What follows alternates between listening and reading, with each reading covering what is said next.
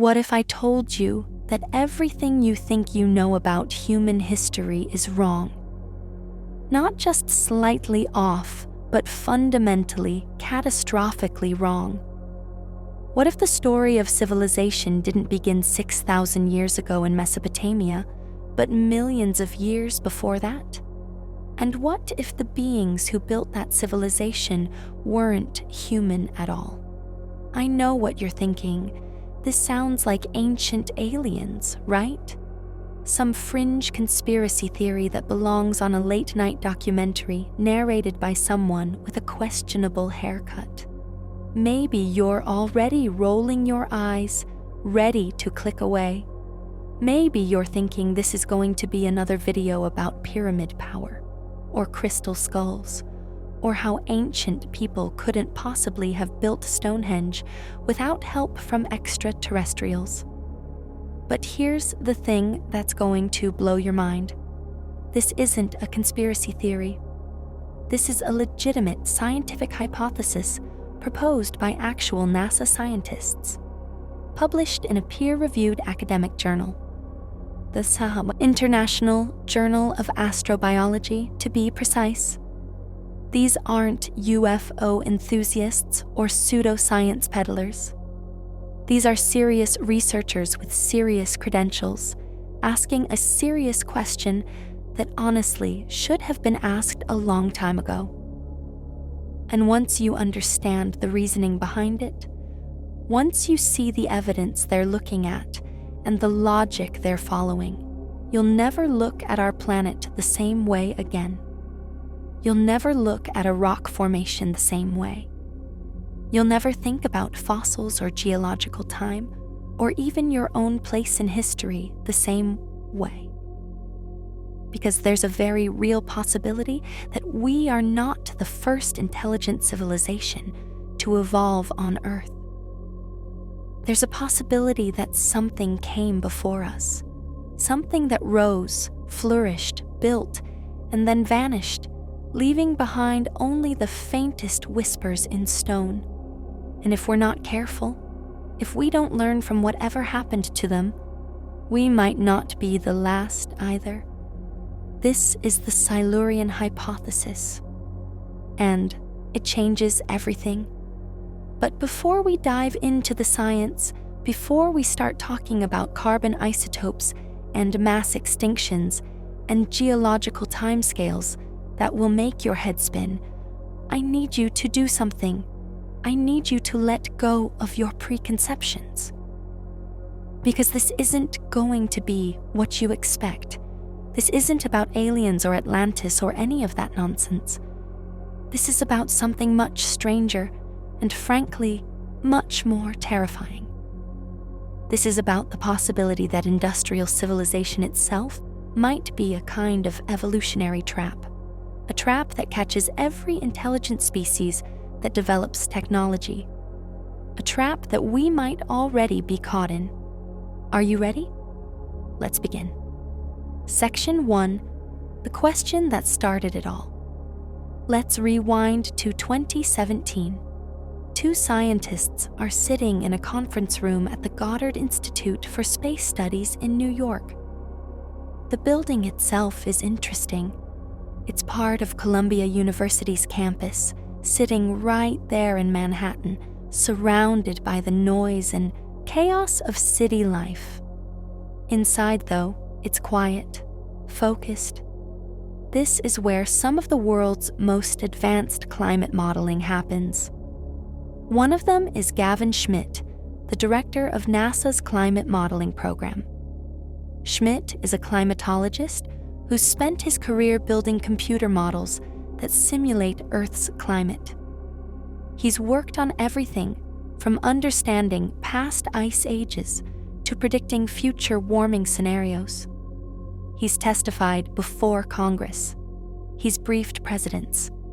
He knows Earth's climate system better than almost anyone alive. The other is Adam Frank, an astrophysicist from the University of Rochester. Frank studies star formation, planetary evolution, and astrobiology. He's interested in the big questions. How do solar systems form? How common is life in the universe? What does it take for a planet to remain habitable? He's written books, given TED Talks, and contributed to major scientific journals. They're supposed to be discussing how we might detect alien civilizations on distant planets. Pretty standard stuff for NASA scientists.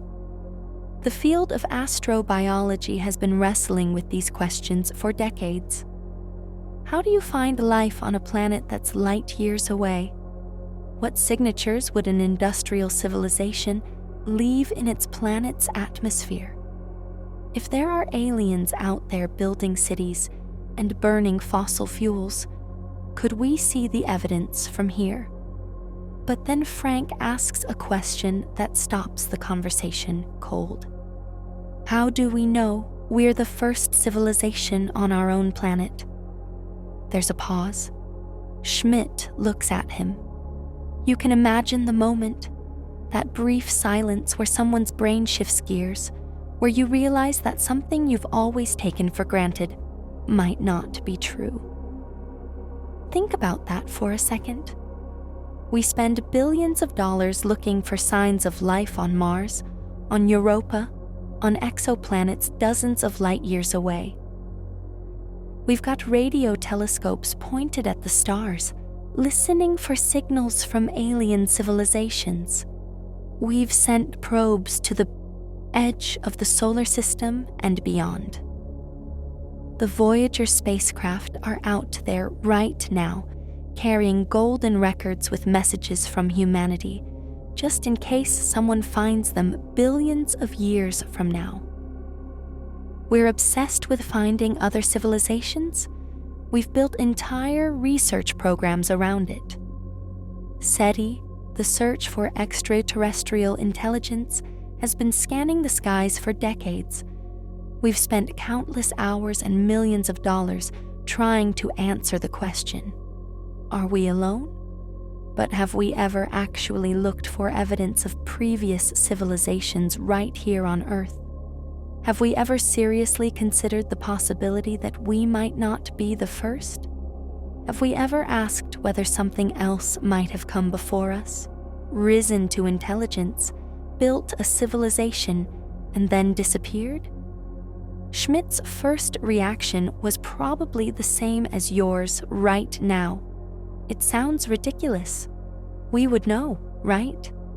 If there had been another advanced civilization before us, we'd have found their cities, their technology, their stuff. There would be evidence everywhere. You can't hide a civilization. You can't erase all traces of an entire industrial society. Or can you? This is where things get really interesting, because when Schmidt and Frank actually started to work through this question mathematically, when they sat down and did the calculations, and thought through the geological processes, and considered what actually survives in the rock record, they realized something disturbing.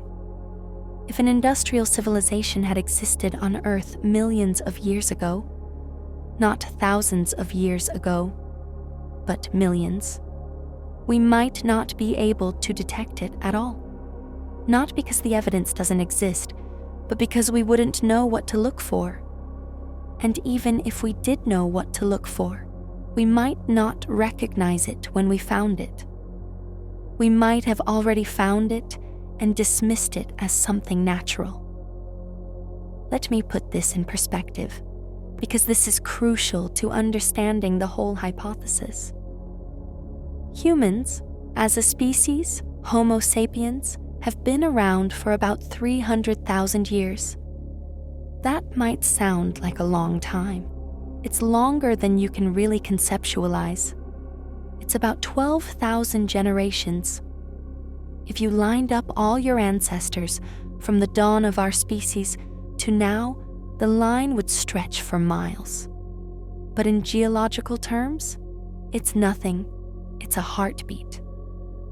Modern civilization, with cities and agriculture and writing and all the things we think of as civilization, has only existed for about 10,000 years. That's 100 centuries. It sounds impressive when you say it like that. The pyramids are 4,500 years old. The Roman Empire fell 1,500 years ago. The Renaissance was 500 years ago. It all seems so ancient, so much history. But again, to the planet, it's nothing. The Industrial Revolution, when we really started changing the planet in significant ways, began about 250 years ago. 2.5 centuries. That's it. That's all the time we've had machines and factories and coal power and railroads and all the technology that defines the modern world. In the 4.5 billion year history of Earth, industrial human civilization represents 0.0000056% of the planet's existence. Let me say that again, because I want you to really understand this. We are 0.0000056% of Earth's history. We are a geological blip, a rounding error in deep time, a footnote that might not even make it into the final draft. If Earth's history were a 1,000-page book, human civilization would be a single word in the last sentence on the last page. Now here's the kicker, the thing that really makes this hypothesis possible. The fossil record, as incredible as it is, as much as we've learned from it, is also incredibly incomplete. Frustratingly incomplete. Do you know what percentage of all organisms that have ever lived on Earth have left behind fossils that we've found or could potentially find? Scientists estimate it's less than 0.1%. Maybe way less. Some estimates put it as low as 0.01%, or even 0.001%. For every fossil we find, there could be millions, possibly billions, of organisms that lived and died without leaving a trace, without leaving anything. Most living things don't fossilize. They rot, they get eaten, they decompose. Their bodies are scattered by scavengers and broken down by bacteria and absorbed back into the ecosystem. Fossilization requires very specific conditions. Usually, an organism needs to be buried quickly in sediment, protected from oxygen and scavengers, and then subjected to the right chemical processes over millions of years. It's rare, incredibly rare, and it gets worse. The older the rock layer, the more likely it's been destroyed, subducted, melted, or so heavily altered that whatever fossils it might have contained are just gone.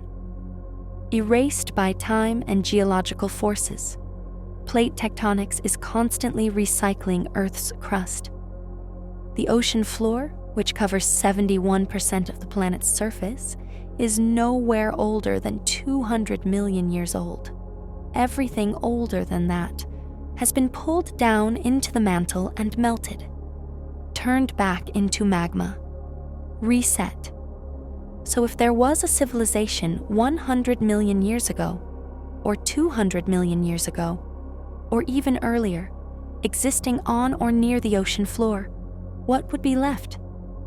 The short answer is, probably not much that we'd recognize. Maybe nothing at all. And that's what Schmidt and Frank realized. That's what made them look at each other in that conference room and think, we need to write a paper about this. Section 2, the problem with deep time. We need to talk about deep time because this is where most people's brains short-circuit. Our minds are not built to comprehend geological timescales. We're not wired for it. Evolution didn't prepare us to think about millions or billions of years. We can barely wrap our heads around what happened 1,000 years ago. Go back to the year 1025. the Vikings were raiding England. The Byzantine Empire was at its height. The Song dynasty ruled China. Try to imagine what life was like then. Try to really picture it. The sounds, the smells, the daily reality of existence. It's hard, right? And that's only 1,000 years ago. That's just 40 generations. There are trees alive today that are older than that. Now try to imagine 1,000,000 years ago. Go ahead. Really try. What does 1,000,000 years even mean? How do you conceptualize that kind of time? You can't? Not really. The human brain doesn't have the capacity to truly grasp it. We can do the math, we can write the numbers, but we can't feel it. We can't internalize it. And 1,000,000 years is nothing compared to the geological timescales we're talking about. Earth is 4.5 billion years old. The dinosaurs went extinct 66 million years ago. Complex multicellular life emerged about 600 million years ago. These numbers are so large, they become meaningless. Let me give you an example that might help. One that geologists use to help people understand deep time. Imagine all of Earth's history compressed into a single 24-hour day. The planet forms at midnight, 12 o'clock a.m. For the first 4 hours, nothing happens but volcanic eruptions and asteroid impacts. The surface is molten. The atmosphere is poison. It's hell. Life doesn't emerge until around 4 a.m. The first simple cells appear in the ocean. For hours after that, nothing much happens. Just bacteria, just single-celled organisms floating in the sea, dividing and mutating and slowly evolving. The first complex cells, the ones with nuclei and mitochondria, don't show up until 4 p.m. That's right, 4 p.m. For 16 hours, all life on Earth consisted of bacteria and archaea, simple cells. That's it. Animals don't appear until after 8 p.m. The first jellyfish, the first worms, the first creatures with anything resembling a body plan. The Cambrian explosion, when life suddenly diversified into all the major animal groups we know today, happens around 9 p.m. Plants colonize the land around 10 p.m. Before that, the continents were barren rock and sand. No grass, no trees, no flowers, just stone and dirt. Dinosaurs? They don't show up until 10:56 p.m., and they're gone by 11:40 p.m. All 165 million years of dinosaur dominance, from the first small bipedal dinosaurs to the mighty Tyrannosaurus rex, fits into 44 minutes of our 24-hour day. All of it. The Triassic, the Jurassic, the Cretaceous. The rise and fall of the largest animals ever to walk the earth. 44 minutes. Mammals become dominant after the dinosaurs go extinct at 11:40 p.m. They diversify rapidly, filling the niches left empty by the dinosaurs. Whales, bats, elephants, primates. All of this happens in the last 20 minutes of the day. Humans? We appear at 11:58:43 p.m., 1 minute and 17 seconds before midnight. All of recorded human history, everything from the first Sumerian cities, to the pyramids, to the Roman Empire, to the Renaissance, to the Industrial Revolution, to the moon landing, to the internet, to you watching this video right now, happens in the last 1.2 seconds before midnight. Everything we think of as history, all the wars, all the empires, all the discoveries and inventions and artistic achievements, all of it happens in about 1 second. This is the scale we're dealing with.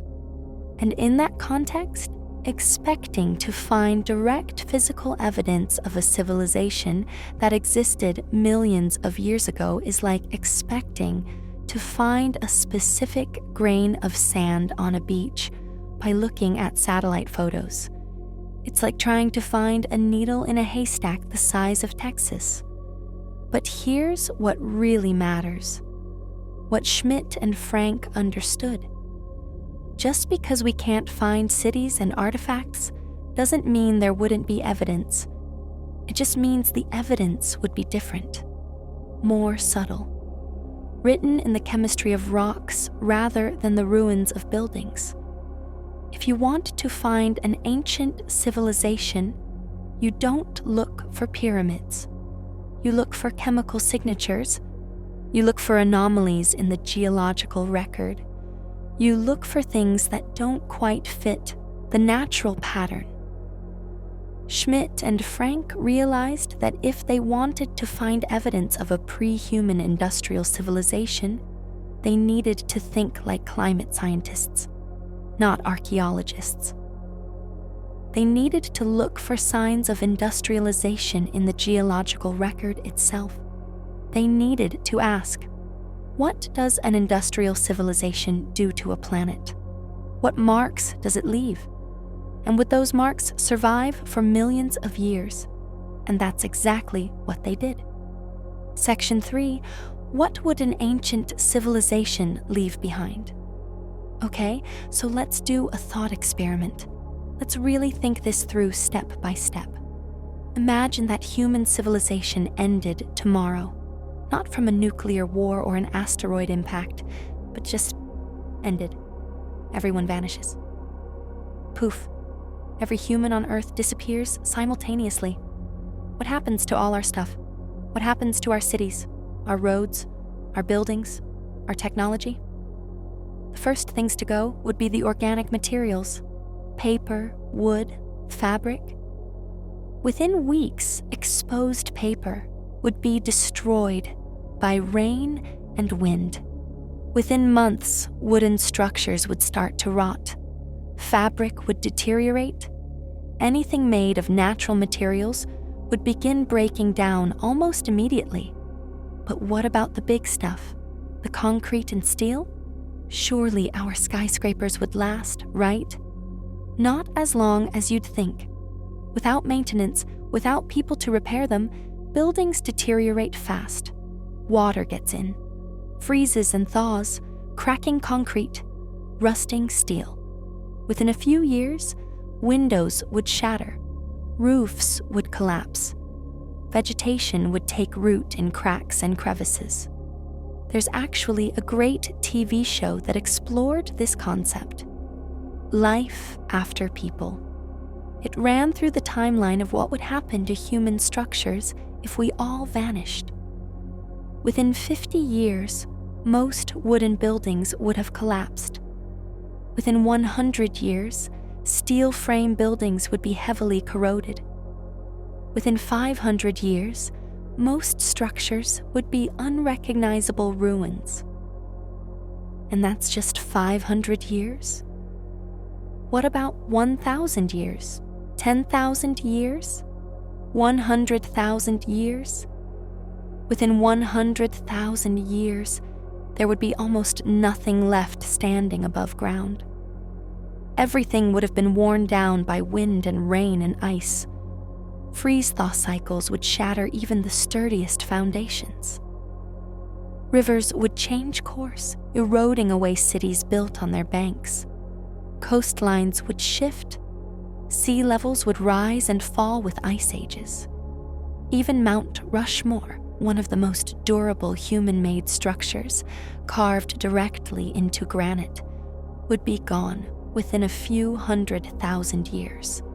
Weathering and erosion would smooth away the faces of the presidents until they were unrecognizable. What about underground? Surely our subways, our sewers, our foundations would survive longer? They're protected from the elements, after all. For a while, yes. But remember, we're talking about millions of years. Continental plates shift. Mountains rise and erode. Ice ages come and go, grinding bedrock into dust. Even the deepest basement would eventually be crushed, dissolved by groundwater or buried under kilometers of sediment. The New York City subway system, hundreds of miles of tunnels carved into bedrock, would flood within days without pumps. Within decades, it would be completely submerged. Within centuries, the tunnels would begin to collapse. Within tens of thousands of years, they'd be compressed and filled with sediment. Within 1,000,000 years, they'd be undetectable, just variations in rock density that a geologist might notice if they were specifically looking for them, but more likely would interpret as natural variations in the bedrock. What about plastics? Everyone knows plastics last forever, right? They're the scourge of the environment, taking hundreds or thousands of years to break down. And that's true, to a point. Plastics are more durable than wood or paper, but they're not indestructible. UV radiation from sunlight breaks down plastics over time. That's why plastic left in the sun becomes brittle and cracks. Without UV, buried in sediment, they last longer. But even then, they're subject to chemical degradation. Give it a few million years, and even the most persistent plastic bottle would be reduced to unrecognizable chemical traces scattered through the rock record. You might find elevated levels of certain polymers in sediment layers, but would you recognize them as artificial? Or would you think they were natural organic compounds? What about metal? Surely we'd leave behind a signature of all the iron, copper, aluminum, and rare earth elements we've mined and refined? We've moved mountains of metal. We've created concentrations of pure elements that don't occur naturally. Here's the thing. Metals oxidize. They rust, they corrode, they dissolve, they get reincorporated into new mineral formations. Iron rusts back into iron oxide, which is just rock. Rust. Copper oxidizes into copper oxide, which looks like natural copper ore. If you found an unusual concentration of oxidized iron in a 100-million-year-old rock layer, would you think ancient civilization, or would you think natural mineral deposit? The honest answer is, you'd probably assume it was natural, because that's the simplest explanation. That's Occam's razor. Given two explanations for something, we tend to choose the simpler one. And natural mineral deposit is always simpler than evidence of ancient industrial civilization. But Schmidt and Frank identified several things that an industrial civilization would inevitably leave behind. Things that would show up in the geological record millions of years later, if you knew what to look for. Things that we're doing right now that will be detectable for hundreds of millions of years. And when they looked at what our civilization is doing to the planet right now, they found some very specific signatures. First, carbon isotopes. This is the big one. Industrial civilizations burn fossil fuels. That releases carbon dioxide into the atmosphere. But it's not just any carbon dioxide. It has a specific isotopic signature. Here's how it works. Carbon comes in different isotopes.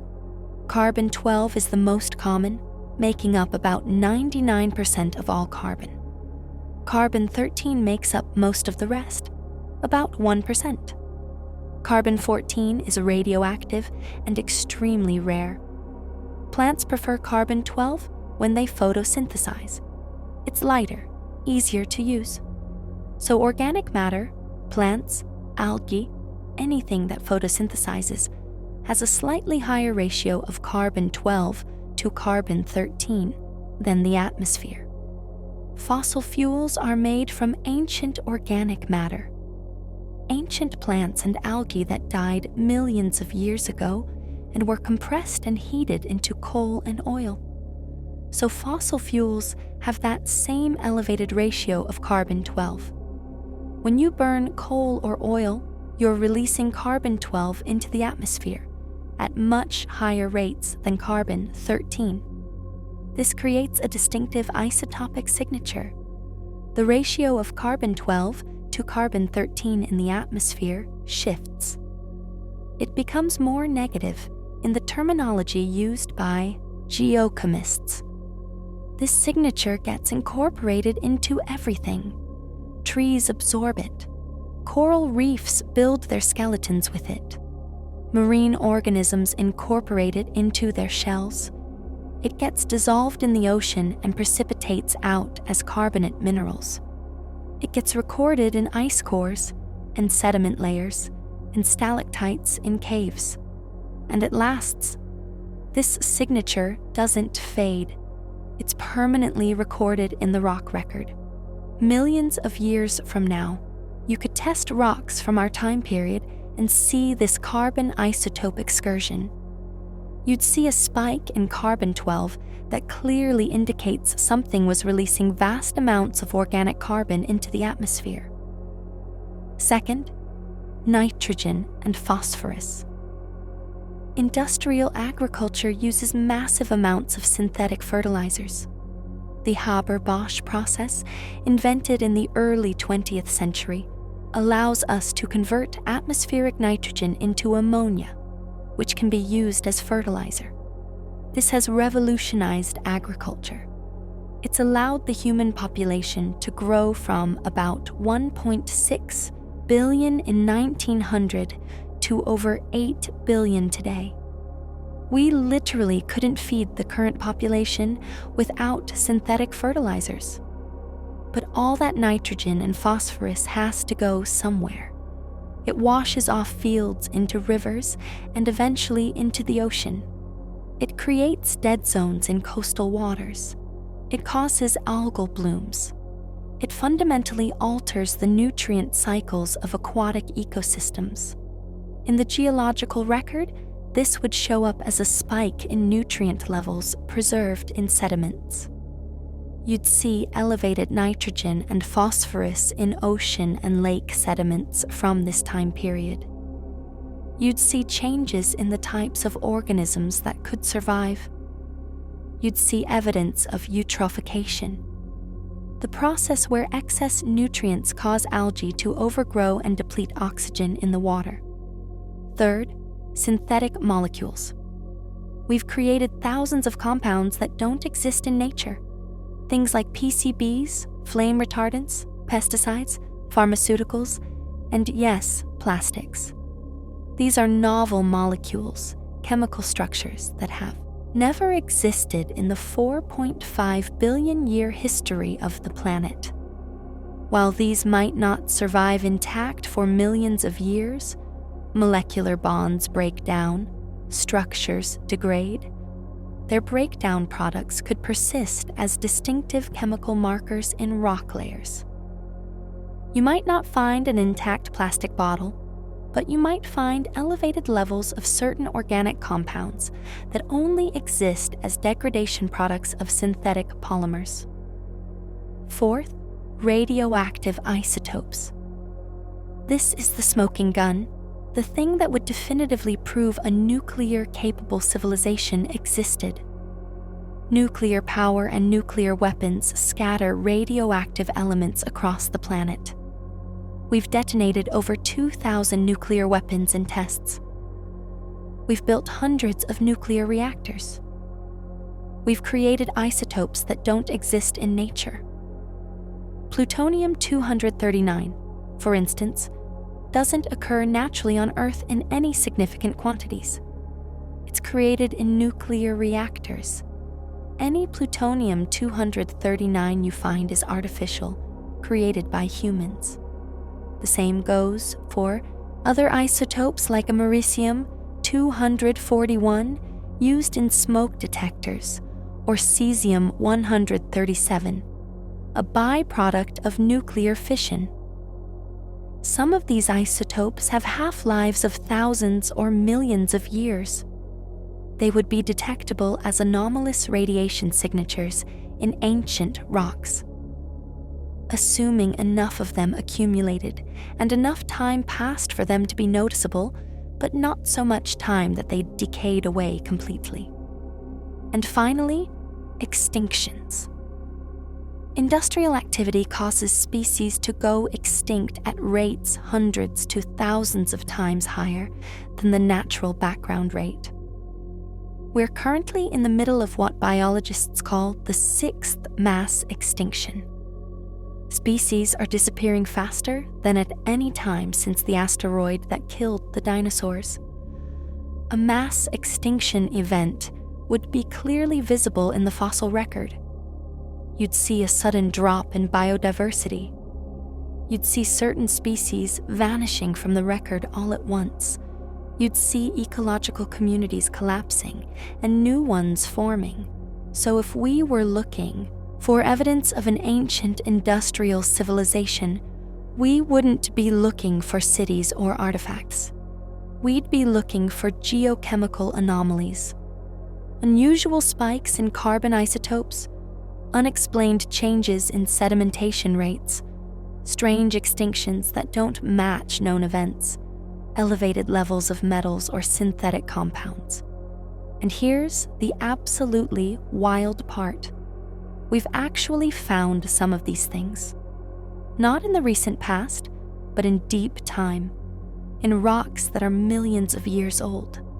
There are geological events that show some or all of these signatures, which brings us to the Paleocene-Eocene thermal maximum.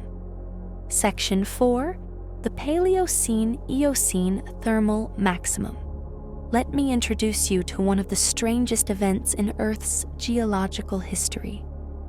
It's called the Paleocene-Eocene thermal maximum, mercifully shortened to PETM. It happened about 56 million years ago during a period when the planet was already much warmer than it is today. To set the scene, this was the early Eocene epoch. Dinosaurs had been gone for about 10 million years. Mammals were rapidly diversifying, filling all the niches left empty by the extinction.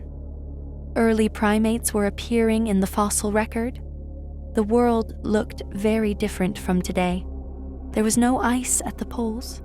Antarctica wasn't the frozen wasteland it is now. It was covered in temperate forests. The Arctic Ocean wasn't frozen. It was a warm sea teeming with life. Palm trees grew in Alaska. Crocodiles lived in what is now the Canadian Arctic. Global temperatures were already about 8 degrees Celsius warmer than today.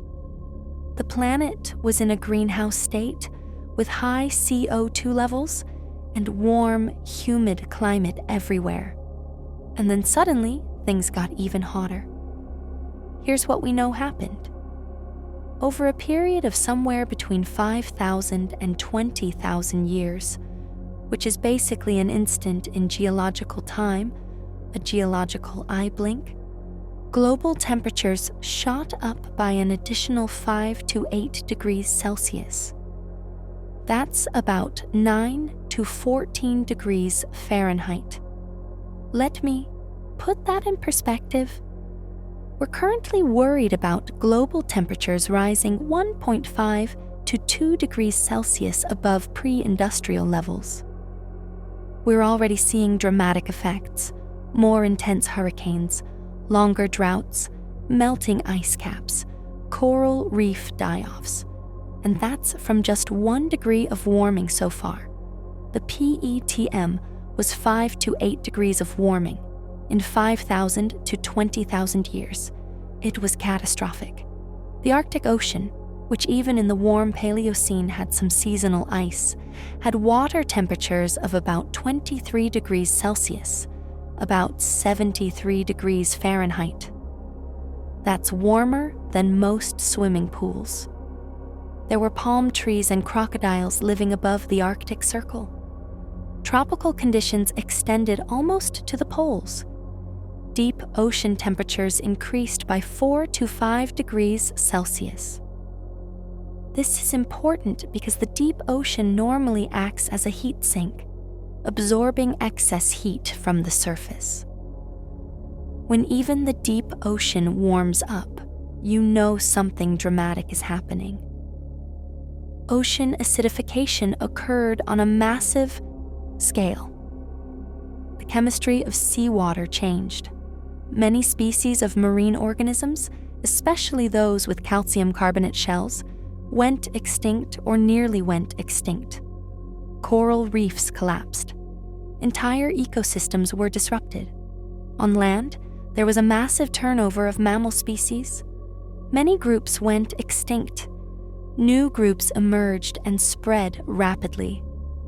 The fossil record shows a clear boundary, a clear before and after. But the temperature increase wasn't even the weirdest part. What really gets geologists excited, what really makes the PETM stand out, is the carbon isotope excursion. Suddenly, in rocks from this period, there's a massive spike in carbon-12 relative to carbon-13. This signature is found all over the world, in marine sediments, in terrestrial rocks, in lake deposits, in ice cores from Antarctica, everywhere. The ratio shifted by about 2 to 6 parts per thousand. That might not sound like much, but in geochemistry, it's enormous. It's a huge signal. Something dumped an absolutely enormous amount of carbon-12 into the atmosphere very quickly. How much carbon are we talking about? Estimates range from 3,000 to 7,000 gigatons. Some estimates go even higher, up to 10,000 gigatons.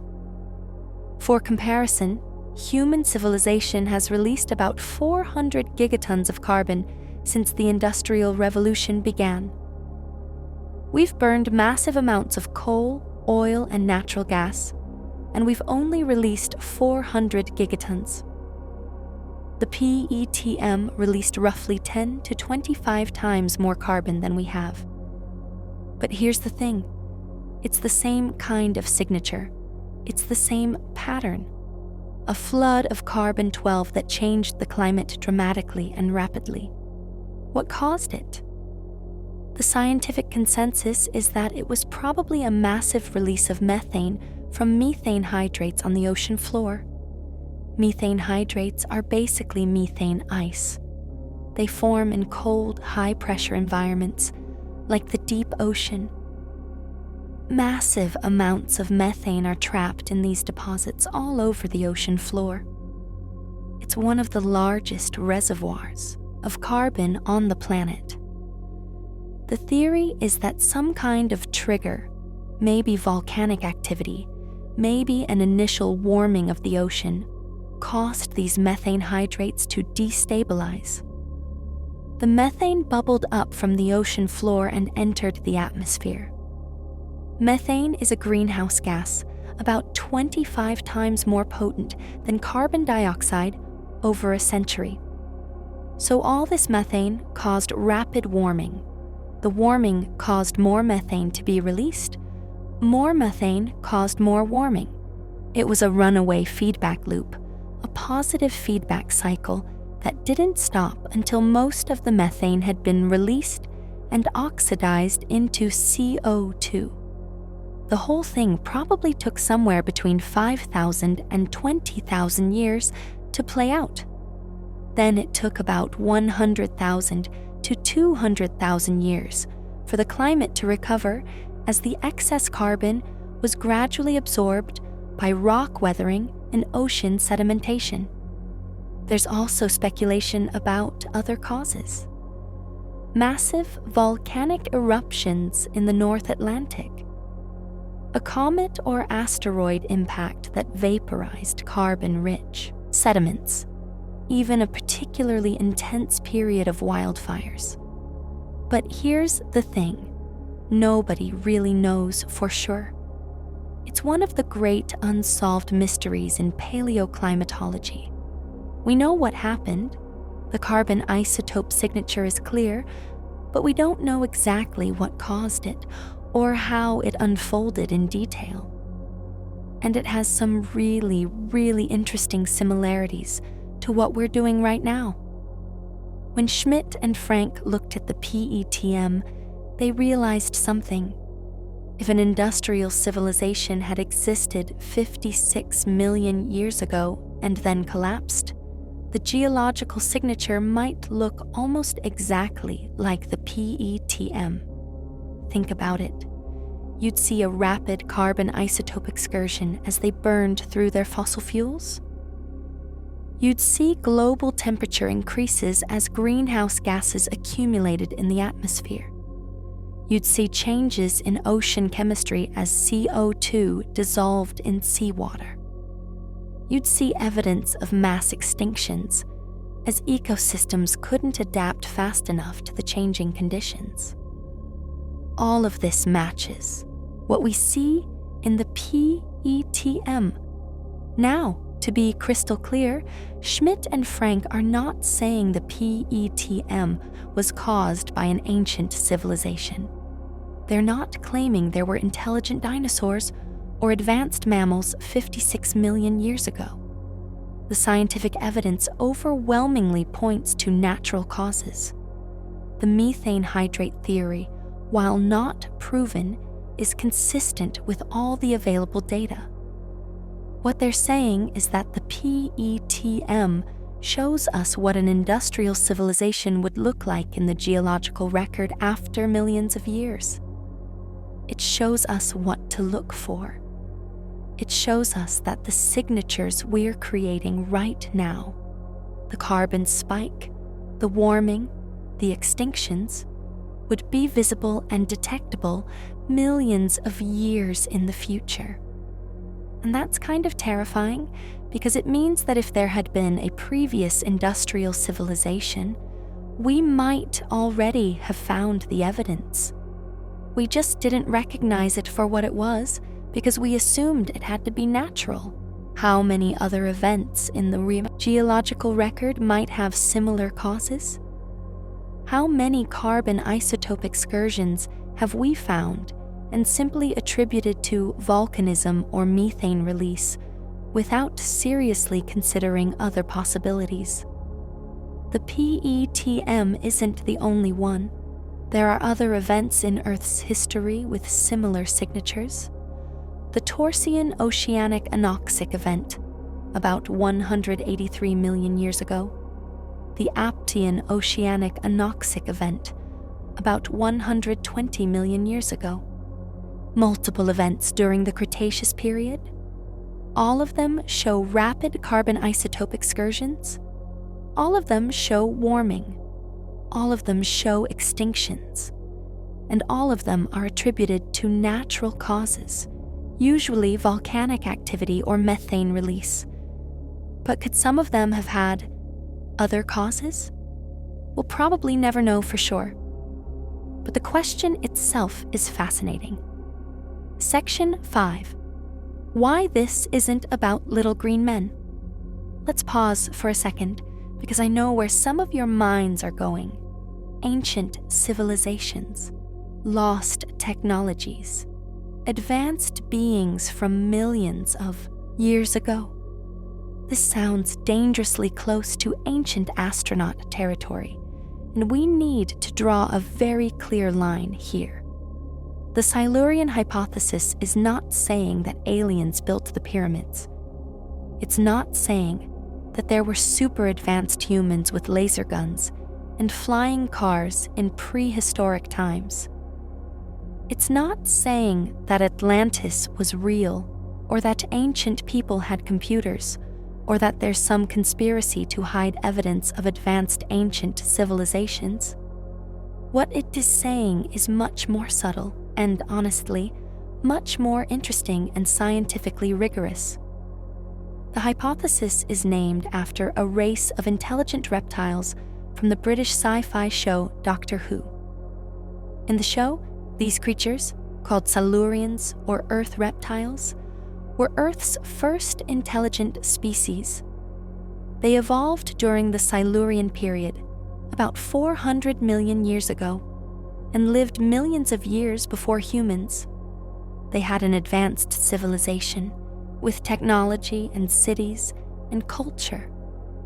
Then something happened. The show is vague on the details, and they went into hibernation underground, leaving the surface world empty for mammals to evolve and eventually produce humans. It's a fun science fiction concept. Schmidt and Frank chose the name as a bit of a joke, a nod to the idea that seemed almost like science fiction, but it stuck. The Silurian Hypothesis became the official name for their research. The real question they're asking is this: if a non-human species had evolved intelligence and developed industrial technology millions of years ago, would we be able to detect it? And the answer, surprisingly and perhaps disturbingly, is maybe not. Think about it from an evolutionary perspective. Humans are not special. I know that sounds harsh. I know we like to think we're the pinnacle of evolution, the crown of creation, the most important thing to ever happen on this planet. But from a purely biological standpoint, we're not. There's nothing magical about our particular branch of the evolutionary tree that makes us uniquely capable of intelligence. We evolved intelligence because it was useful for survival. Big brains helped our ancestors hunt better, gather food more efficiently, communicate, cooperate, solve problems. Intelligence was selected for because it provided a survival advantage.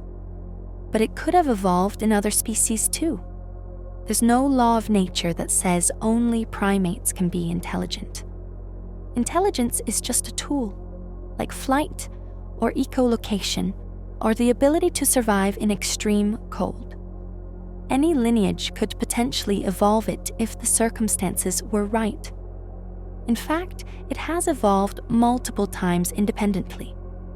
This is called convergent evolution, when different species independently evolve similar traits because those traits are useful. Corvids, like crows and ravens, use tools and solve complex problems. They can count, recognize individual human faces, plan for the future, and even hold grudges. Some species of crows craft hooks to fish insects out of tree bark. They modify tools to make them more effective. They teach these skills to their offspring. Octopuses are incredibly intelligent despite having a completely different brain structure from ours. Their nervous system is decentralized. More than half their neurons are in their arms, not their brain. They solve mazes, use tools, escape from enclosures, and show clear evidence of play and curiosity. They're aliens sharing our planet, demonstrating that intelligence doesn't require a vertebrate brain. Dolphins and whales have complex social structures, sophisticated communication systems, and cultural transmission of knowledge. Different pods of orcas have different hunting techniques, different vocalizations, different cultures. This is learned behavior passed down through generations, not instinct. Elephants show signs of self-awareness, emotional intelligence, and long-term memory. They recognize themselves in mirrors. They mourn their dead. They have complex social hierarchies and cooperation. Parrots can use abstract concepts. They understand the idea of same and different, bigger and smaller. They can count, label objects by color and material, and even combine concepts to describe things they've never seen before. Now, none of these species have developed technology the way we have. None of them have built cities, or invented writing, or created industrial machinery. But that's not because they can't be intelligent. It's because they don't have the right combination of traits. They're missing one or more key ingredients. Octopuses are smart, but they live underwater where you can't make fire. Fire is essential for metallurgy, and metallurgy is essential for advanced technology. Also, octopuses are solitary and short-lived. They don't live long enough or interact enough to build cumulative culture. Crows are clever, but they don't have hands. They have beaks and feet, which limits their ability to manipulate objects precisely. They can use tools, but they can't do fine work. Dolphins are brilliant, but they can't manipulate objects easily in water. They can't build things. They can't control fire. Their environment limits what they can do with their intelligence. Elephants are smart, but they're too big. They need to spend most of their time eating just to maintain their massive bodies. They don't have the free time or the dexterity to develop complex technology. But over hundreds of millions of years, with countless species evolving and going extinct and new species emerging, with all the possible combinations of traits and environments, the odds that something would eventually stumble upon the right combination start to look a lot less crazy.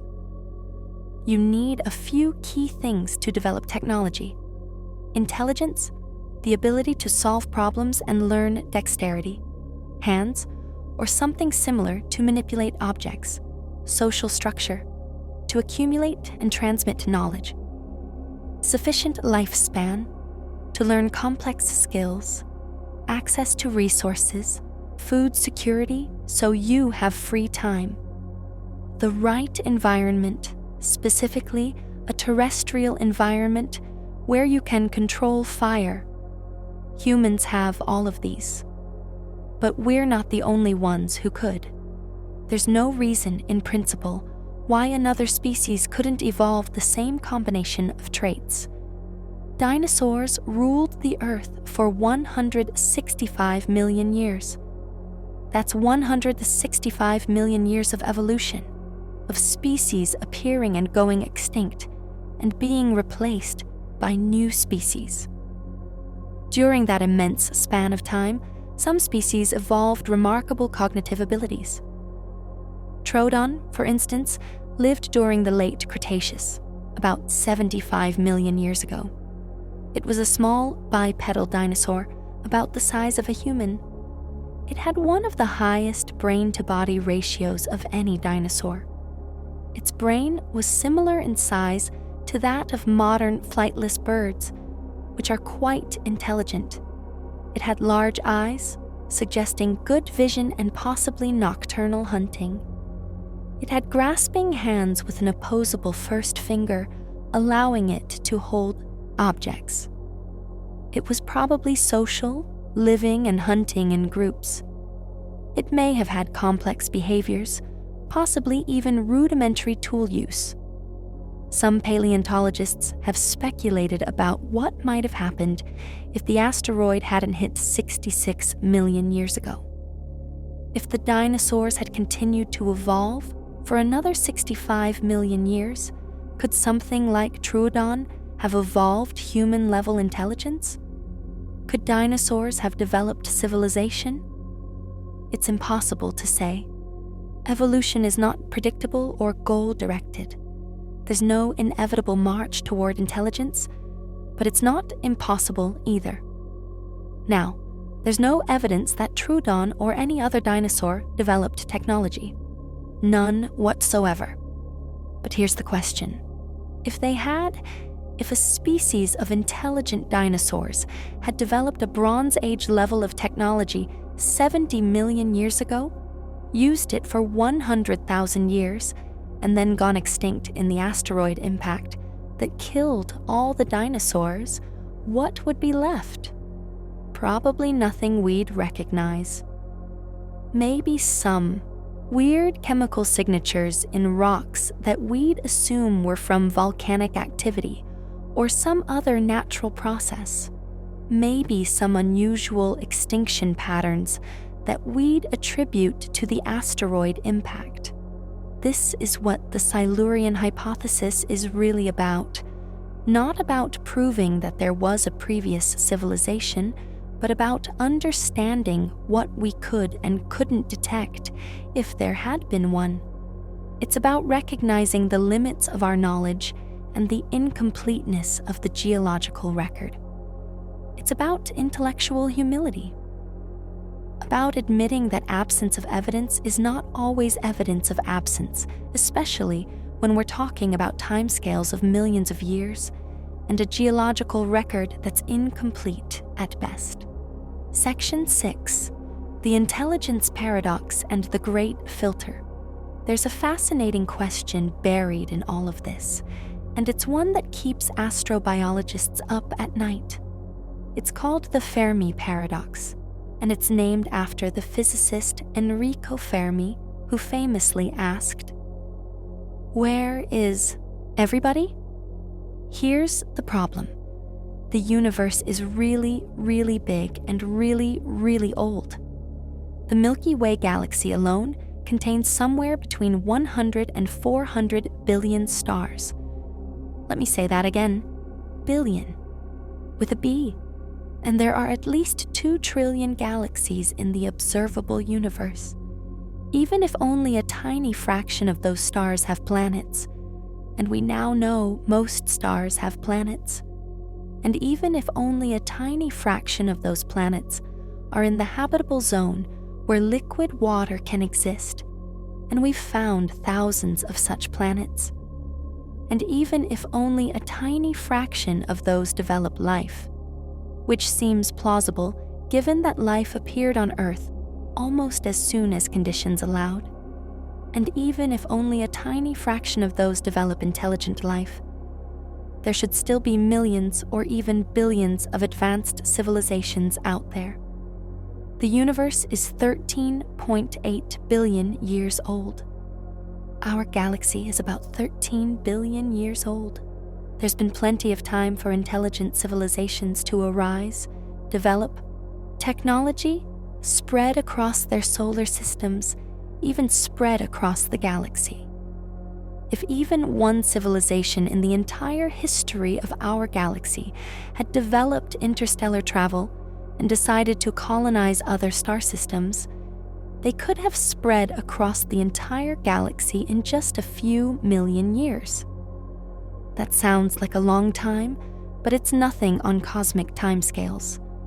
Even traveling at just 1% the speed of light, you could cross the galaxy in 10 million years. So where is everybody? Where are the alien megastructures? Where are the radio signals? Where are the Dyson spheres and the terraformed planets and the signs of galaxy-spanning civilizations? The universe seems quiet, empty, dead. This is the Fermi Paradox, and it's one of the most profound questions in science. There have been many proposed solutions. Maybe interstellar travel is impossible or impractical. Maybe civilizations tend to stay on their home planets. Maybe we're looking in the wrong way or listening on the wrong frequencies.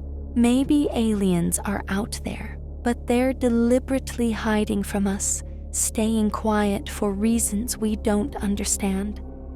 Maybe we're in a cosmic nature preserve, a zoo, and they're watching us without interfering.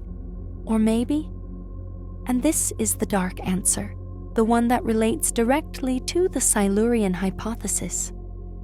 Maybe advanced civilizations are common, but they don't last very long. This is called the Great Filter Hypothesis.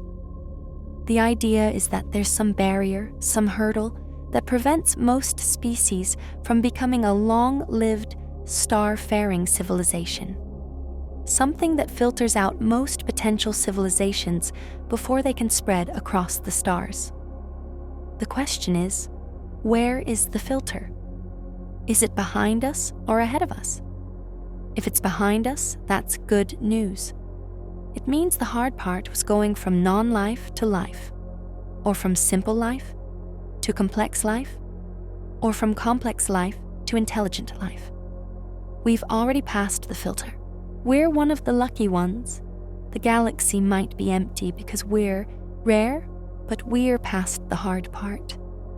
If it's ahead of us, that's very bad news. It means something happens to most civilizations after they develop technology. Something that prevents them from spreading to the stars. Something that usually destroys them. The Silurian Hypothesis suggests a possible answer to this question.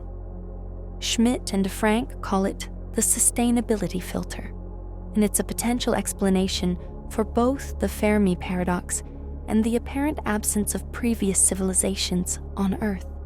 Here's the idea. Maybe the reason we don't see evidence of alien civilizations out there in the universe is because industrialization is inherently unstable.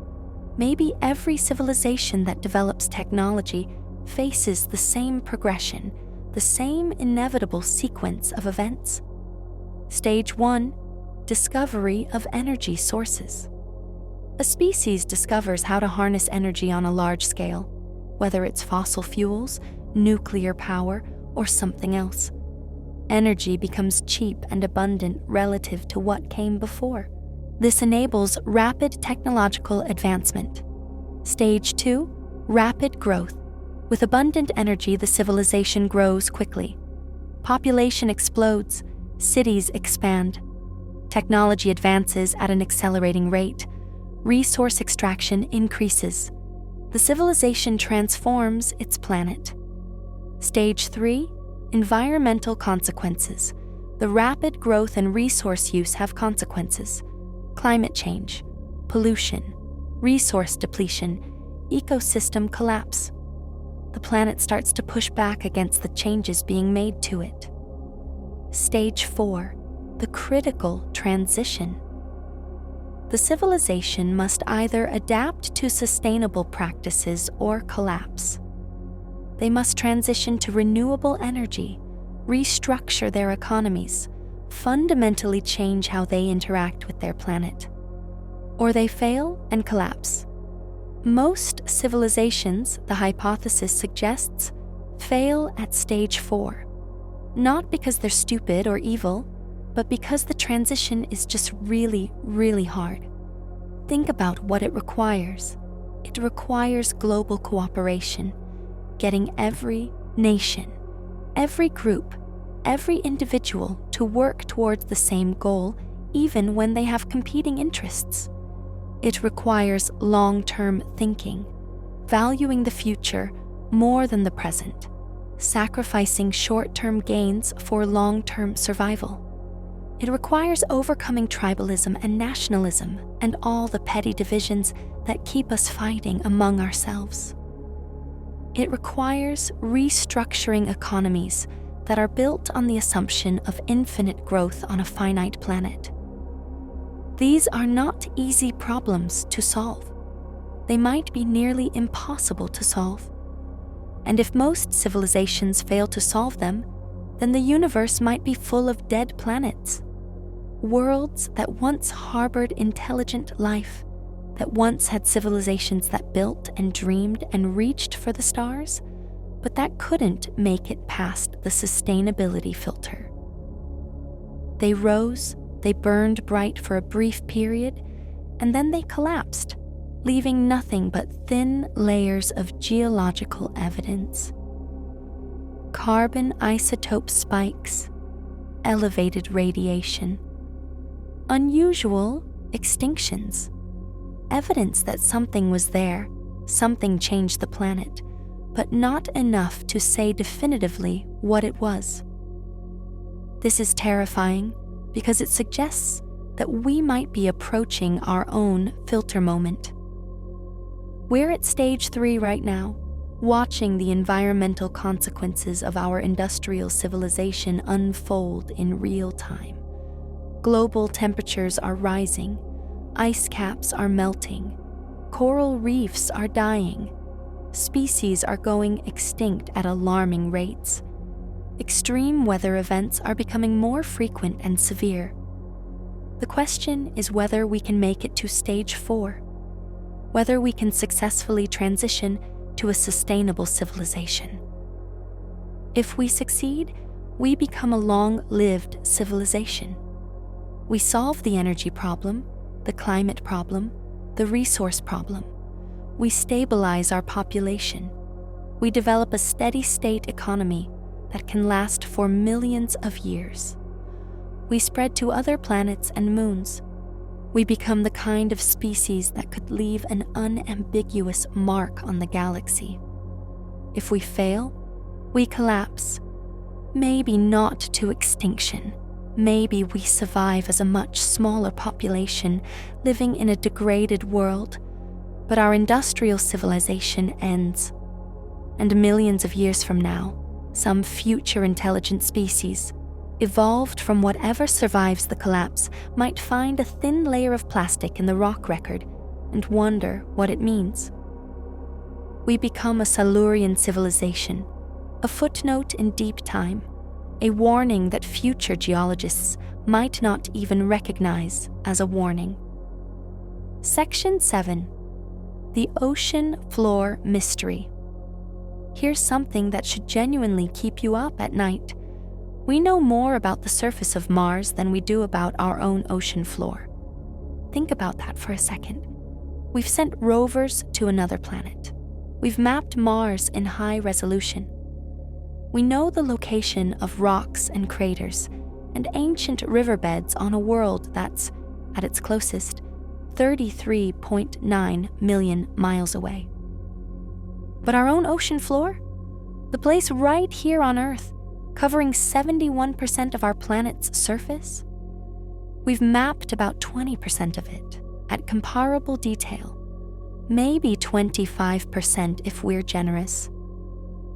And here's the really crazy part, the part that relates directly to the Silurian Hypothesis. The ocean floor is where we'd be most likely to find evidence of a previous civilization. Why? Because that's where sediments accumulate fastest and are most protected from erosion. Think about it.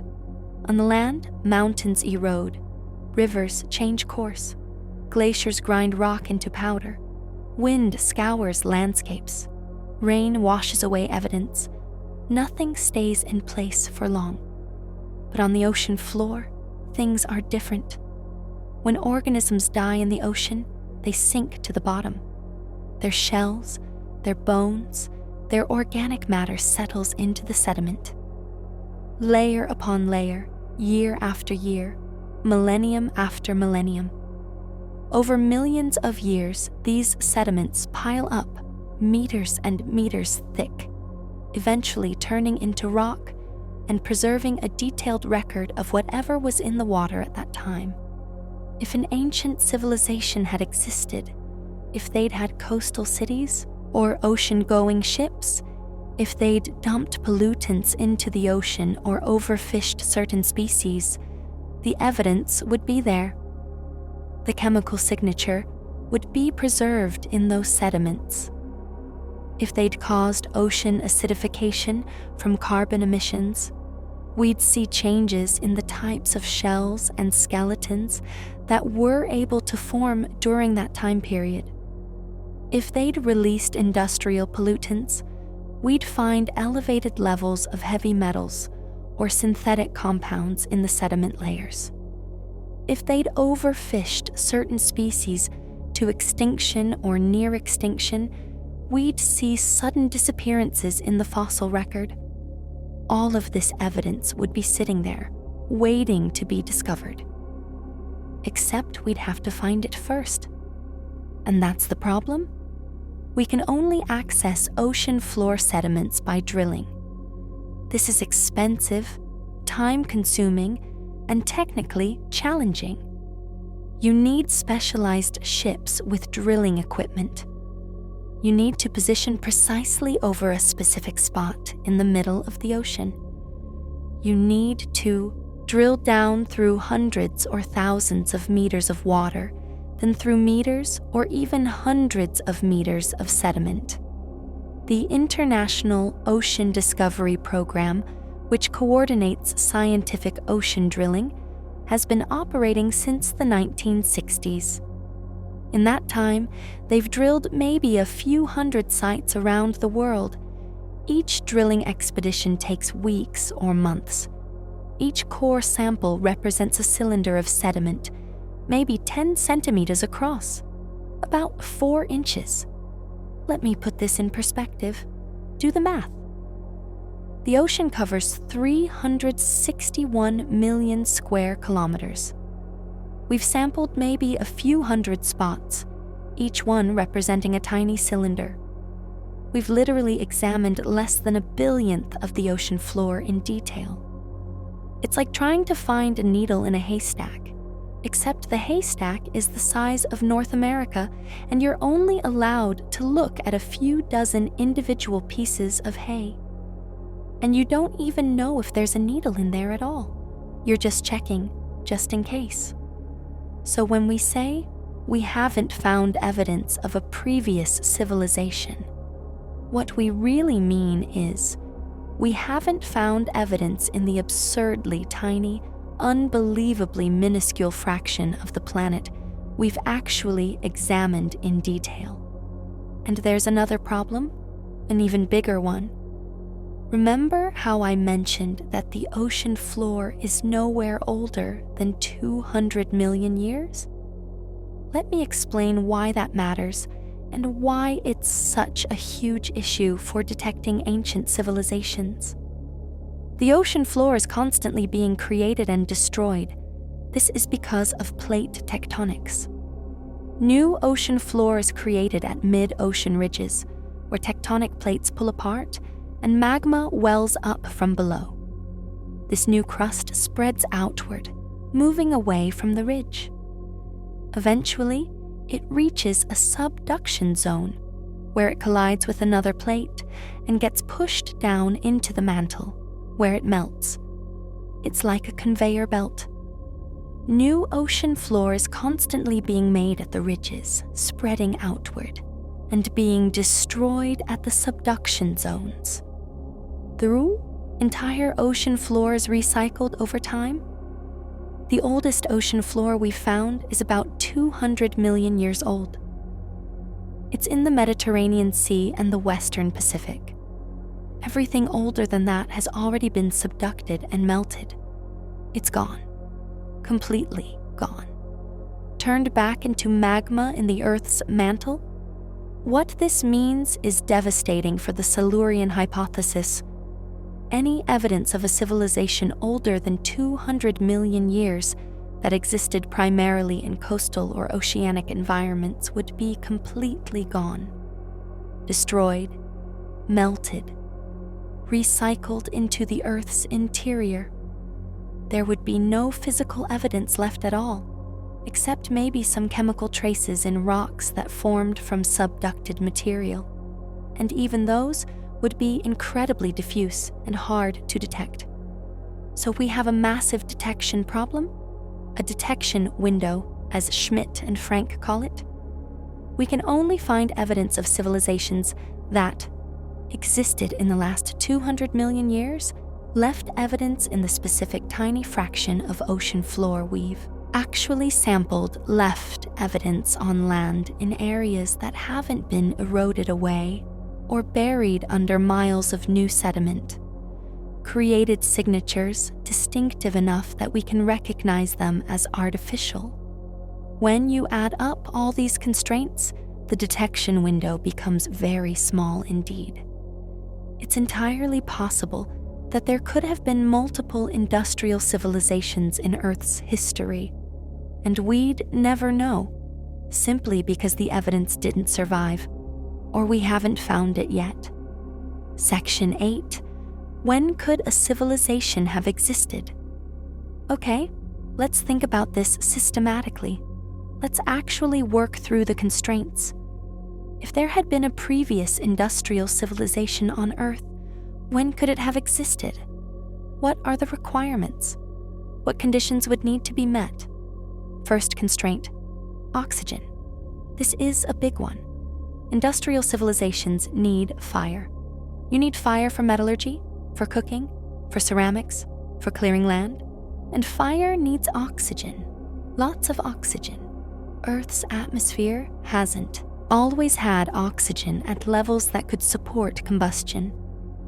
For most of Earth's history, in fact, for most of the planet's 4.5 billion years, there wasn't any oxygen in the atmosphere at all. The early atmosphere was mostly nitrogen, carbon dioxide, water vapor, and trace amounts of other gases. No oxygen. The Great Oxidation Event, when oxygen first started accumulating in the atmosphere, happened about 2.4 billion years ago. This was when photosynthetic bacteria first evolved and started pumping out oxygen as a waste product. But even then, oxygen levels were much, much lower than today. It took hundreds of millions of years for oxygen to build up. It wasn't until about 500 million years ago, during the Cambrian explosion, that oxygen levels reached something close to modern concentrations, around 20% of the atmosphere. Before that, there just wasn't enough oxygen to support widespread combustion. So we can probably rule out any industrial civilizations before about 500 million years ago. You can't have an industrial revolution without fire, and you can't have fire without oxygen. Second constraint, complex life. Industrial civilizations need to evolve from something. That something needs to be a complex organism with enough cognitive capacity to develop intelligence, with sophisticated sensory systems to perceive the world, with the ability to manipulate objects. The first complex multicellular organisms appeared about 600 million years ago, during what's called the Ediacaran period. Before that, all life on Earth was single-celled, just bacteria and archaea floating in the ocean.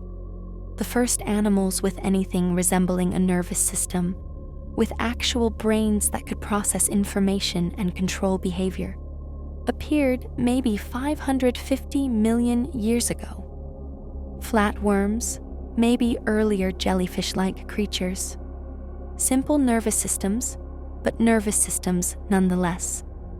So realistically, we're looking at a window from about 500 to 550 million years ago to the present for when, complex enough, life could have evolved intelligence. Third constraint, land. This is crucial. Intelligence probably needs to evolve on land, or at least in shallow water, where organisms can interact with the terrestrial environment. Marine animals can be smart. We've talked about dolphins and octopuses, but they can't make fire or forge metal. Water is the wrong medium for developing most forms of technology. You need air. You need to be able to control heat. You need to be able to work with materials in ways that are difficult or impossible underwater. The first animals to colonize land appeared about 430 million years ago. These were arthropods, things like centipedes and eventually insects.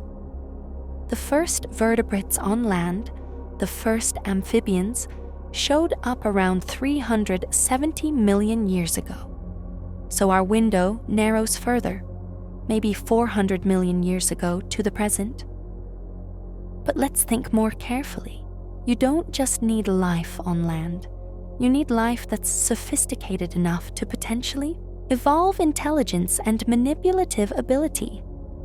The first reptiles appeared about 320 million years ago. Dinosaurs emerged around 230 million years ago. Mammals showed up around the same time, but stayed small and mostly nocturnal, while dinosaurs dominated. Birds evolved from dinosaurs during the Jurassic period. Now, during these 400 million years, there have been 5 major mass extinction events. Let me list them. The end Ordovician extinction, about 444 million years ago. About 85% of all species went extinct, mostly marine life. The late Devonian extinction, about 375 million years ago. About 75% of species went extinct, including many early fish and the first forests. The end Permian extinction, also called the Great Dying, about 252 million years ago. About 96% of all marine species and 70% of terrestrial vertebrate species went extinct. This was the worst mass extinction in Earth's history. The end Triassic extinction, about 201 million years ago, about 76% of all species went extinct, including many large reptiles and early dinosaur competitors. The end Cretaceous extinction, about 66 million years ago. About 75% of species went extinct, including all non-avian dinosaurs, most marine reptiles, and many other groups. Each of these events wiped out enormous numbers of species and fundamentally reshaped life on Earth. Each one represents a hard reset of the planet's ecosystems. And here's the really interesting, slightly disturbing question. What if one of those extinction events wasn't entirely natural? What if one of them was caused, at least in part, by an industrial civilization that destroyed its own environment? Let's look at the end Permian extinction more carefully, because it's the most severe and because its cause is still somewhat mysterious. It happened about 252 million years ago. The Permian period had seen the rise of early reptiles, including the ancestors of both dinosaurs and mammals. Life was flourishing on land and in the sea. The supercontinent Pangaea had formed, uniting most of Earth's landmass. And then, over a period of maybe 60,000 years, which seems long to us but is an instant geologically, about 96% of all marine species and 70% of terrestrial vertebrate species went extinct. The planet's ecosystems took millions of years to recover. What caused it? The scientific consensus is that it was triggered by massive volcanic eruptions in Siberia. The Siberian traps, they're called. These weren't normal volcanic eruptions. They were flood basalts, where enormous volumes of lava poured out of fissures in the Earth's crust. These eruptions released enormous amounts of carbon dioxide, sulfur dioxide, and other gases into the atmosphere. This caused rapid global warming. Temperatures increased by about 8 to 10 degrees Celsius. Ocean acidification occurred as CO2 dissolved in seawater. The oceans became depleted of oxygen, creating dead zones. Methane was released from ocean floor deposits, creating a feedback loop. That made the warming even worse. It was a runaway greenhouse effect. It nearly sterilized the planet. Sound familiar? It should. It's basically the worst-case scenario for our current climate crisis, played out on a geological timescale. But here's the question. How do we know it was just volcanoes? How do we know there wasn't another contributing factor?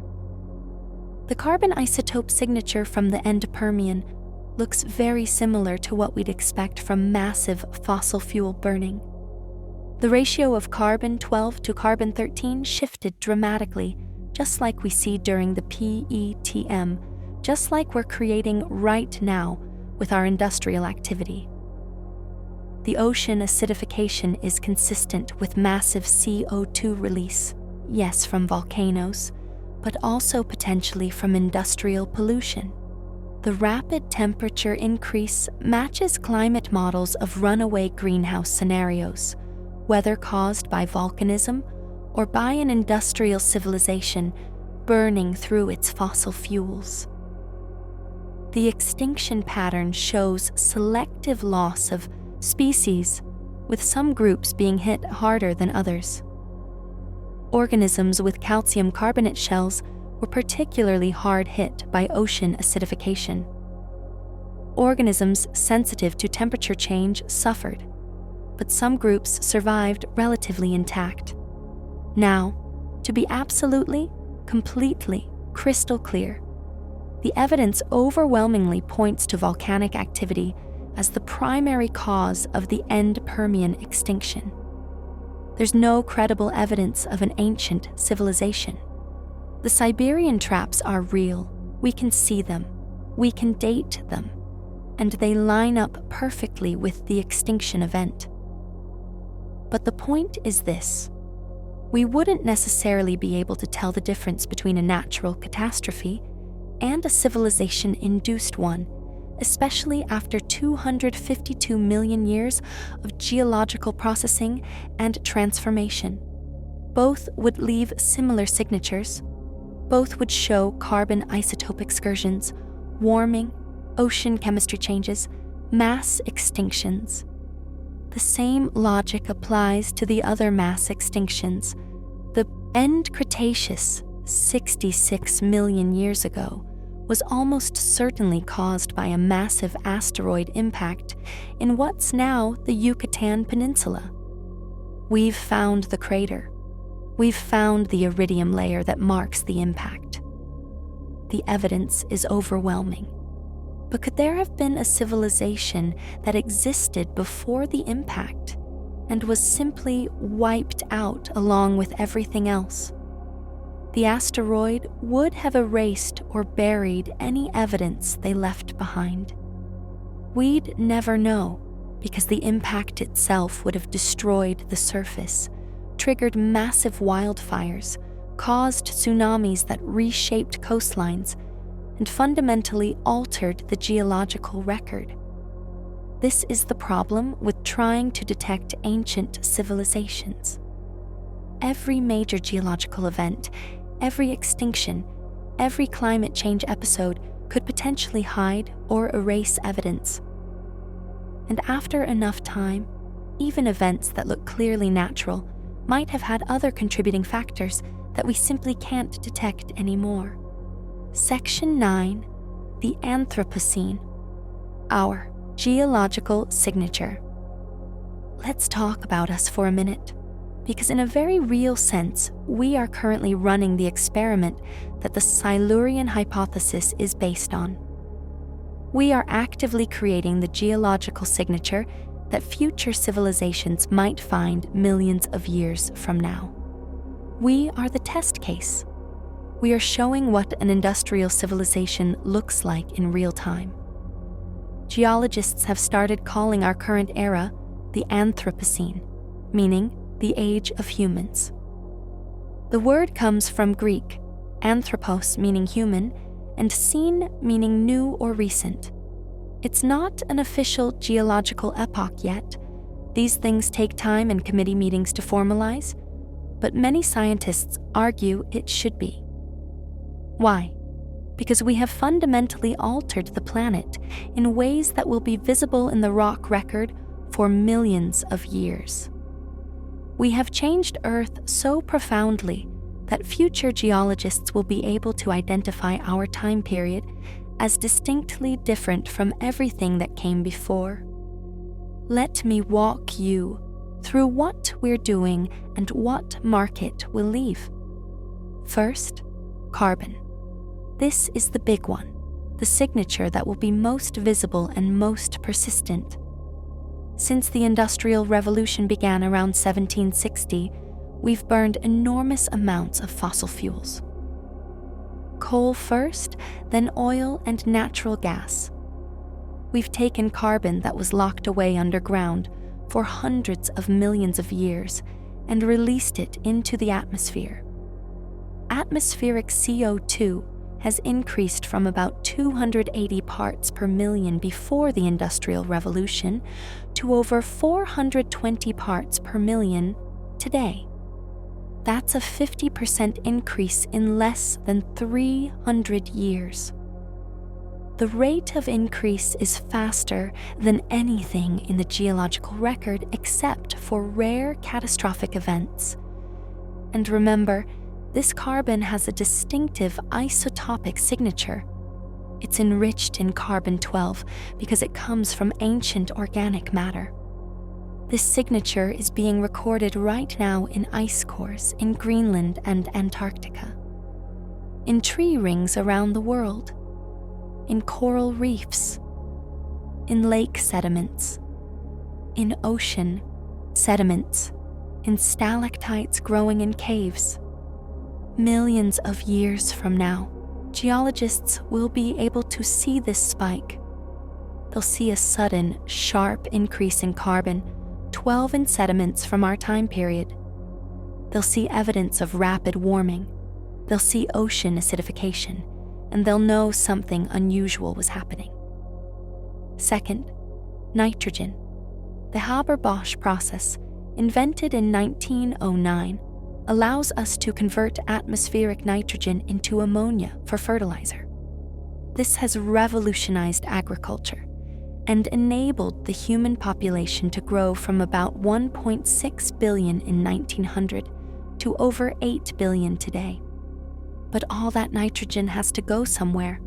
We apply it to fields, it washes into rivers and streams, it flows into lakes and oceans.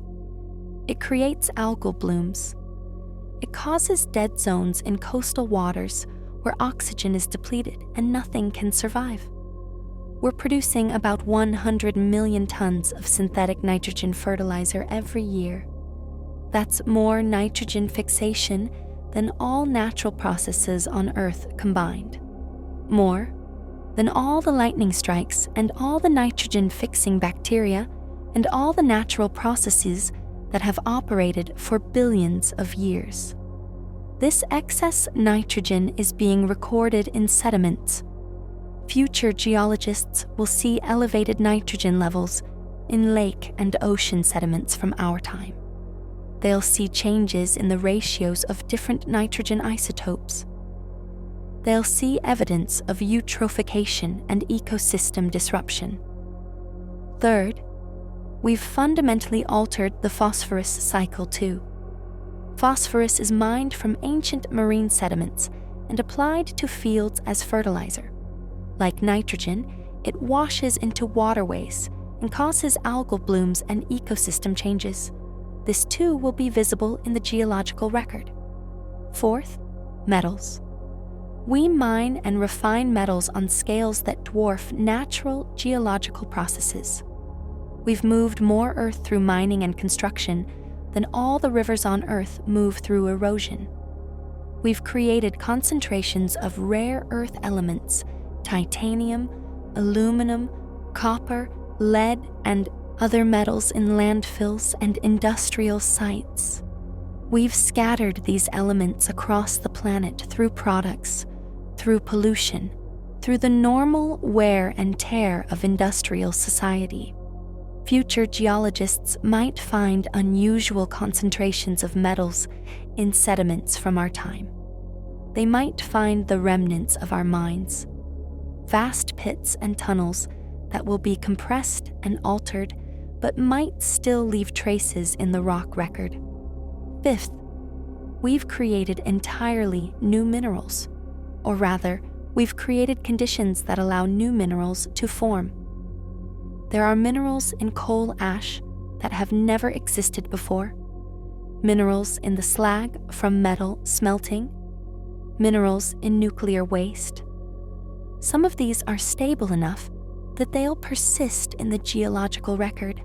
Scientists have identified over 200 new mineral species that exist only because of human activity. Minerals with names like apurite, found in mine fires, chalcocite, from burning coal seams, and fingerite, from mine dumps.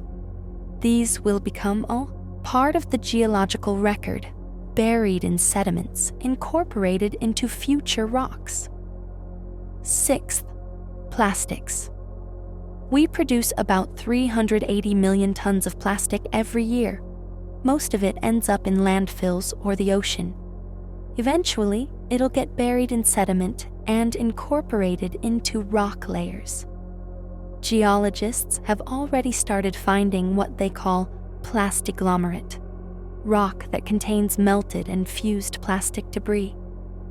This forms when plastic burns in wildfires or lava flows and fuses with sediments and organic debris. It's a new type of rock, one that's never existed before in Earth's 4.5 billion year history. If our civilization ended tomorrow, this plastiglomerate layer would be one of the most persistent markers of our existence. Millions of years from now, there might be thin layers of plastified rock in the geological record scattered around the world, marking our time period. 7th, radioactive isotopes. We've detonated over 2,000 nuclear weapons in tests. We've built hundreds of nuclear reactors. We've created and scattered radioactive isotopes that don't exist in nature or exist only in vanishingly small quantities. Plutonium-239, for instance, is almost entirely artificial. Any significant amounts found in the environment come from human activity: nuclear weapons tests, reactor accidents, nuclear waste. The same goes for isotopes like cesium-137, strontium-90, and americium-241. These isotopes are now scattered across the planet. They're in the soil, they're in the ocean, they're in the atmosphere. They're being incorporated into sediments and will eventually become part of the rock record. Some of these isotopes have half-lives of thousands or tens of thousands of years. Plutonium-239 has a half-life of 24,000 years. That's long enough to be detectable for hundreds of thousands of years, maybe longer depending on how much was produced and how widely it was scattered. And finally, 8th, mass extinction. This is perhaps the most dramatic signature we're leaving. Species are going extinct at rates that are anywhere from 100 to 1,000 times higher than the natural background rate. Some estimates put it even higher. We're in the middle of what biologists call the 6th mass extinction. The first 5 were the end Ordovician, the late Devonian, the end Permian, the end Triassic, and the end Cretaceous. Now we're causing the 6th. Large animals are particularly hard hit. Megafauna, animals over 45 kilograms, have been going extinct at alarming rates ever since humans spread across the globe. Mammoths, giant ground sloths, saber-toothed cats, giant kangaroos, enormous flightless birds, all gone, and it's accelerating. We're losing species faster now than at any point in human history. Habitat destruction, climate change, pollution, overfishing, invasive species. We're hitting ecosystems from every angle. In the fossil record, this will show up as a sudden drop in biodiversity. Certain species will vanish from the record all at once. Ecological communities that existed for millions of years will suddenly collapse and be replaced by new ones. Future paleontologists will be able to see this. They'll see the boundary layer, the transition from the diverse ecosystems of the late Holocene to whatever comes next. They'll see evidence of ecosystem collapse and restructuring. All of this together, the carbon spike, the nitrogen and phosphorus anomalies, the scattered metals, the new minerals, the plastic layer, the radioactive isotopes, the mass extinction, creates a distinctive signature, a marker that says something unusual was happening here. The question is, will future geologists recognize it as evidence of an industrial civilization? Or will they come up with some natural explanation for what they're seeing? That depends on whether there are future geologists at all and what species they evolved from. Section 10. The sustainability filter in depth. This brings us to one of the darkest implications of the Silurian Hypothesis, and one that's worth exploring in detail because it might be the most important part of this entire discussion. Schmidt and Frank call it the sustainability filter, and it's a potential answer to the Fermi paradox that has profound implications for our own future. The idea is straightforward but chilling. Maybe the reason we don't see evidence of long-lived, star-faring civilizations in the universe is because most civilizations don't become long-lived. Maybe industrialization is inherently unstable. Maybe there's something about developing technology and harnessing energy that contains the seeds of self-destruction. Let me walk you through the logic carefully. Every civilization needs energy. This is fundamental. You can't build cities without energy. You can't make tools without energy. You can't feed a large population without energy to power agriculture. Energy is the foundation of civilization. For most of human history, our energy came from muscles, human and animal, and from burning wood. This limited how large and complex our civilizations could become. You can only do so much with muscle power and charcoal. Then came the discovery of fossil fuels. Coal first, mined from the earth and burned to power steam engines. Then oil and natural gas. Suddenly, energy was abundant and cheap. We could do things that were impossible before. We could build factories, power cities, create fertilizers, make plastics, fly through the air, communicate across continents. The Industrial Revolution transformed human civilization in just a few generations. It was the most rapid change in human society in all of history, and it was powered by fossil fuels. But here's the thing: fossil fuels are, by definition, unsustainable. They're a finite resource created over hundreds of millions of years and being consumed in just a few centuries. And burning them has consequences. Climate change is the obvious one. Carbon dioxide is a greenhouse gas. More CO2 in the atmosphere means more heat is trapped, means global temperatures rise, means ice melts and sea levels rise, and weather patterns change, and ecosystems shift. But it's not just climate change. There's also pollution. Air pollution, water pollution, soil contamination. There's habitat destruction as we clear land for agriculture and cities.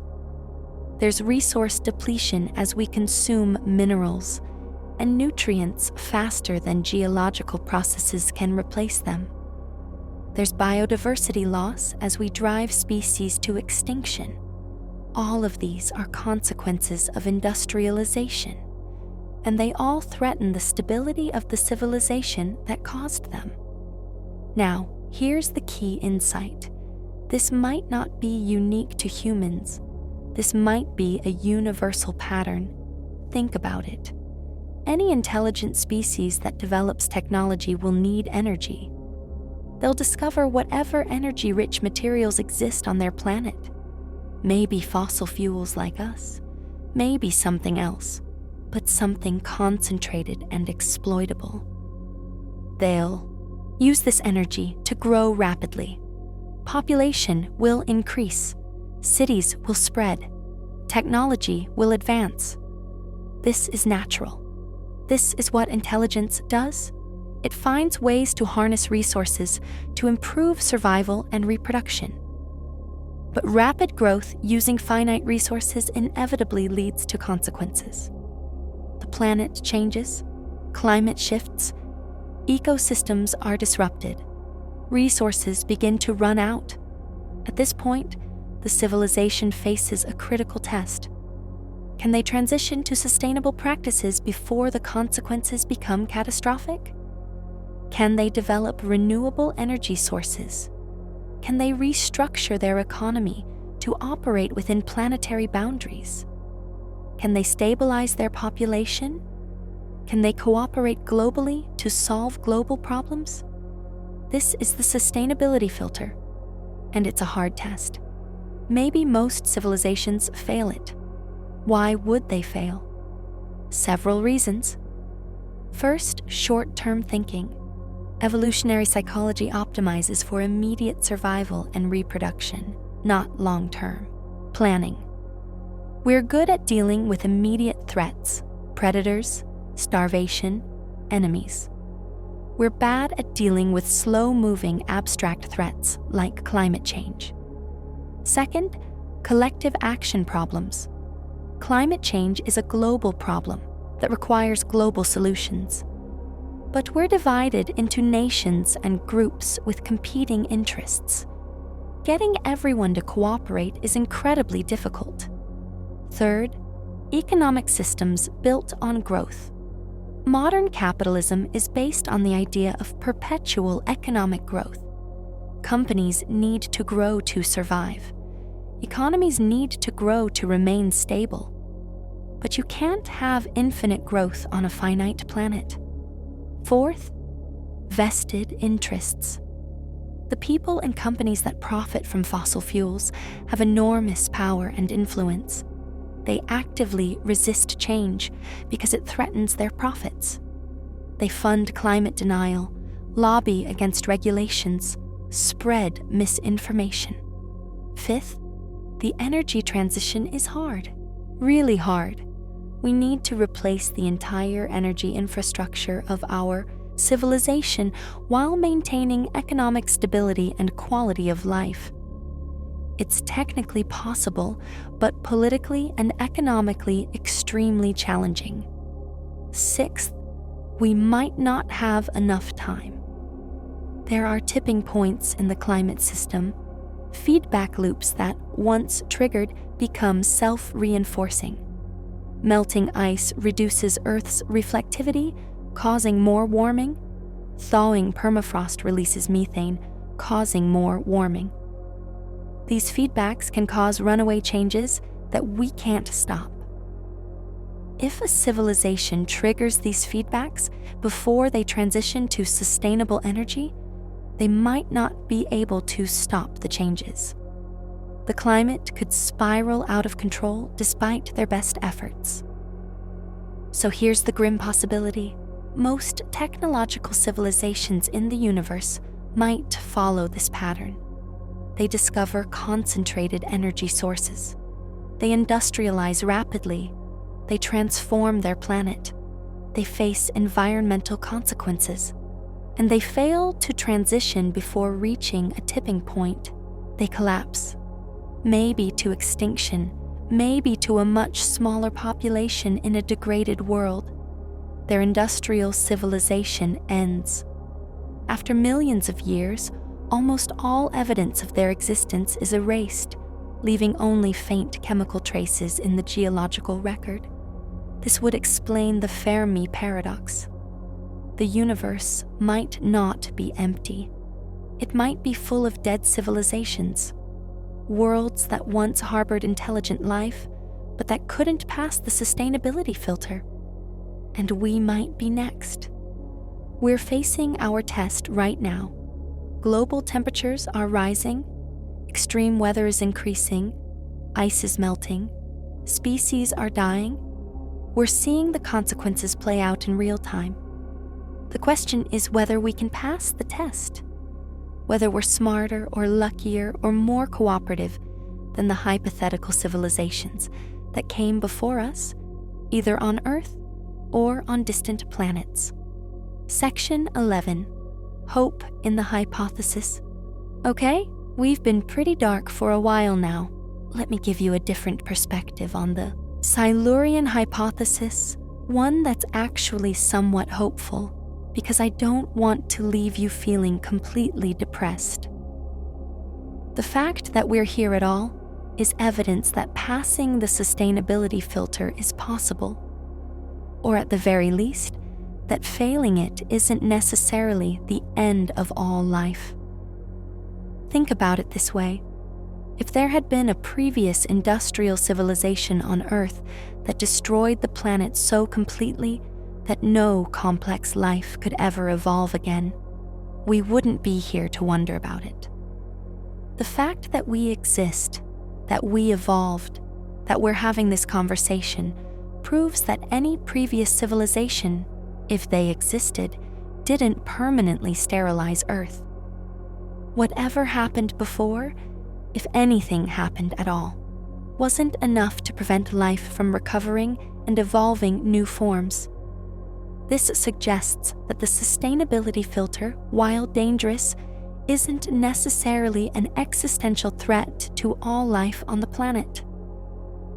A civilization can fail, can collapse, can even cause massive environmental damage, but life itself persists. Look at the end Permian extinction. 96% of all marine species went extinct. 70% of land vertebrates. The planet's ecosystems took millions of years to recover. It was the worst mass extinction in Earth's history. But life survived. It came back. It diversified.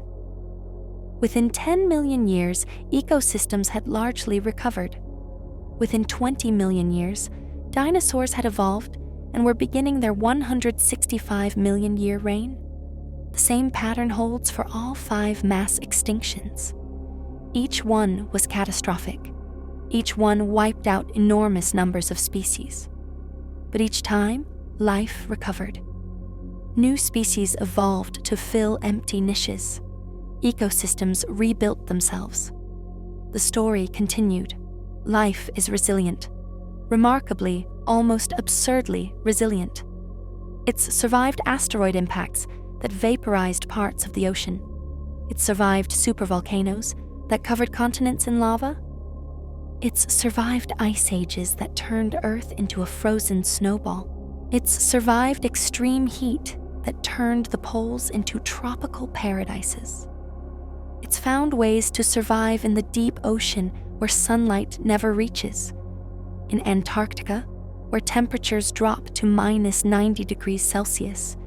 In the upper atmosphere, in boiling hot springs, in solid rock kilometers underground, in the highly acidic waters of volcanic vents. Life adapts. It persists. It finds a way. So even if we fail, even if human civilization collapses under the weight of climate change and resource depletion, even if we become a cautionary tale, preserved in carbon isotopes and plastic layers, the planet will recover. It might take millions of years. The world might look very different.